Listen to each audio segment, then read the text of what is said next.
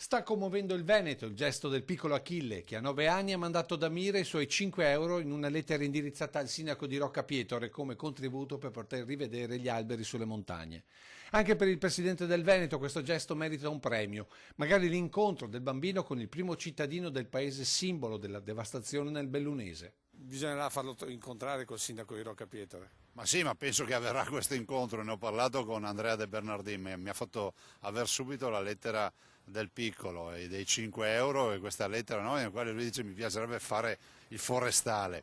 Beh, direi che è un bel segnale, no? Ma è un bel segnale anche di molti che versano, ci sono tanti bambini a dire il vero che mandano disegni, versano piccole cifre. Beh, Achille li rappresenta tutti, magari poi li metteremo tutti assieme a sti bimbi. Tanti piccoli Achille dunque, ma anche tanti adulti, famiglie, imprese. È l'immagine di un Veneto che vuole sostenere concretamente con quello che ha la sua montagna. Grazie intanto a tutti per le prime donazioni. Pensate che i veneti hanno donato nel conto corrente della regione quasi 1 milione di euro.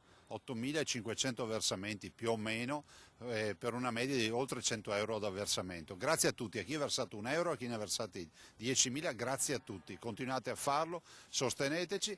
Sostegno nella certezza garantita dalla Regione, dal suo governatore, che quanto versato finirà tutto in sostegno alle località colpite. Sostegno Veneto e sostegno dallo Stato. È di ieri sera il Consiglio dei Ministri che ha varato una prima tranche di denaro pubblico. C'è stata una prima erogazione di 50 milioni, dei quali noi abbiamo avuto 15 milioni, ce ne sarà un'altra di 200 milioni in settimana, dai quali dovremo avere una buona cifra, ma ce ne aspettiamo ancora tanti, visto e considerato che il danno è di circa 1 miliardo di euro. È una grande sfida, mai nessuno si è trovato a dover recuperare 100.000 ettari di bosco.